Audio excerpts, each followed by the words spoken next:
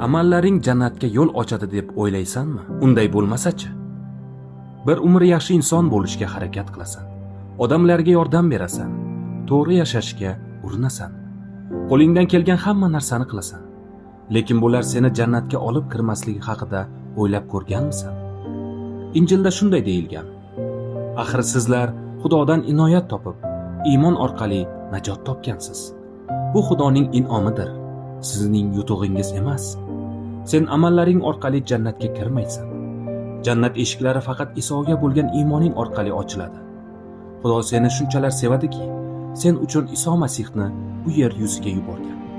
Amallaring bilan erisha olmagan narsanga inoyat orqali erishishing uchun. Xudo sen u bilan birga jannatda bo'lishingni istaydi.